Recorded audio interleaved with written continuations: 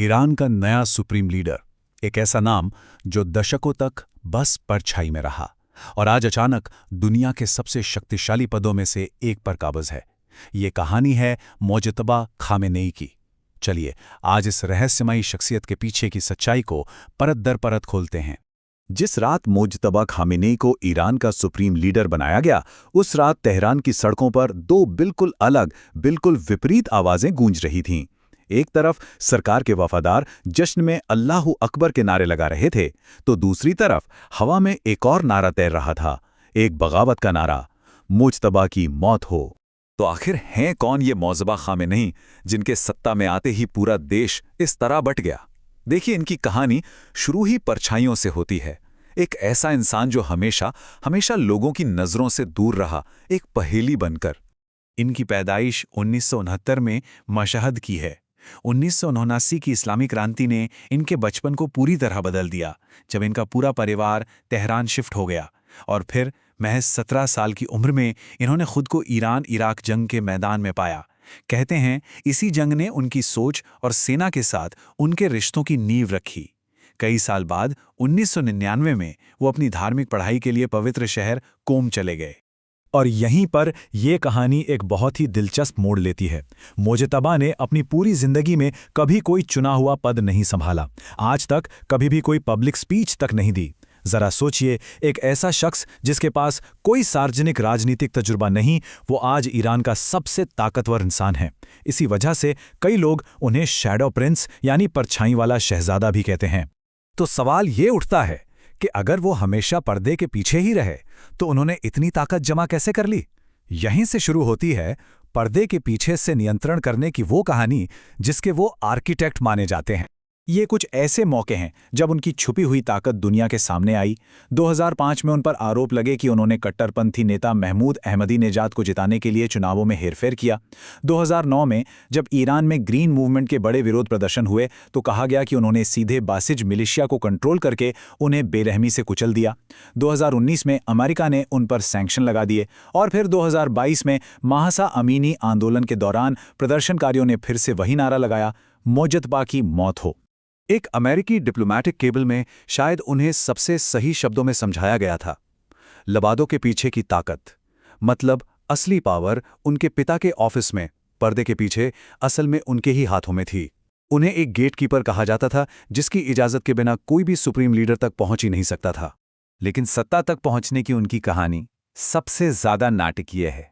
ये एक ऐसा ताज था जो उन्हें दिया नहीं गया था, बल्कि एक तरह से छीन लिया गया था, और वो भी उनके अपने पिता की इच्छा के एकदम खिलाफ जाकर। ये टकराव बिल्कुल साफ था। एक तरफ अली खामेनेई की वसीयत थी, जिसमें कहा जाता है कि साफ साफ लिखा था कि मुज्तबा को उनका उत्तराधिकारी ना बनाया जाए, क्योंकि वो खानदानी हुकूमत के खिलाफ थे। लेकिन दूसरी तरफ उन पर हुए हमले के बाद ईरान की सबसे ताकतवर सेना इस्लामिक रेवोल्यूशनरी गार्ड कॉर्प्स यानी IRGC इस बात पर अड़ गई कि मुज्तबा ही प्रतिरोध का प्रतीक हैं और उन्हें ही सुप्रीम लीडर बनना होगा। पता है, शुरुआत में जो विशेषज्ञों की सभा सुप्रीम लीडर को चुनती है, वो किसी और उम्मीदवार को चाहती थी, लेकिन इस्लामिक रेवोल्यूशनरी गार्ड कॉर्प्स के जबरदस्त दबाव के आगे उन्हें झुकना पड़ा। ये कोई सामान्य सत्ता का ट्रांसफर नहीं था, ये सेना का एक खुला पावर प्ले था। तो अब सवाल ये है कि मोज्तबा की असली ताकत के वो दो सबसे बड़े पिलर कौन से हैं जो उन्हें इतना शक्तिशाली बनाते हैं? जवाब सिंपल है, एक IRGC और दूसरा उनकी बेहिसाब दौलत। पहले IRGC को समझ लेते हैं। 1979 में क्रांति की रक्षा के लिए बनी ये एलीट फोर्स आज ईरान में एक स्टेट के अंदर स्टेट जैसी है। मतलब इसका देश की सेना और इकोनॉमी के बड़े हिस्सों पर जबरदस्त कंट्रोल है, और यही IRGC मुज्तबा का सबसे बड़ा और सबसे वफादार पावर बेस है। और अब बात करते हैं पैसे की। इजरायली मीडिया के रिपोर्ट्स की माने तो मोज्तबा की ग्लोबल संपत्ति की कीमत करीब 27,500 करोड़ रुपए है। ये पैसा कहा जाता है कि शेल कंपनियों के जरिए तेल की अवैध बिक्री से आता है और स्विस बैंक अकाउंट्स में जमा होता है। ये आंकड़ा उनकी पहुंच और उनके प्रभाव का एक अंदाजा देता है। अगर हम पिता और पुत्र की सीधी तुलना करें, तो ये साफ हो जाता है कि ईरान की लीडरशिप में कितना बड़ा, कितना बुनियादी बदलाव आया है। देखिए, पिता अली खामेनेई वो राष्ट्रपति के पद से उठकर एक फॉर्मल राजनीतिक रास्ते पर चलकर सुप्रीम लीडर बने, जबकि बेटा मौजत्तबा वो हमेशा परछाइयों में ही काम करता रहा। पिता एक जाने पहचाने राजनीतिक चेहरे थे, जबकि बेटा एक मिस्ट्री मैन है। यहां तक कि धार्मिक साख के मामले में भी, जहां पिता एक स्थापित आयतुल्ला थे, वहीं मौजत्तबा को सुप्रीम लीडर बनाने के लिए आनन फानन में आयतुल्ला का दर्जा दिया गया। उनका रास्ता अब तक के सारे नियमों को तोड़ने वाला है। उनके सत्ता में आने के बाद से ईरान का भविष्य एक गहरी अनिश्चितता में डूब गया है।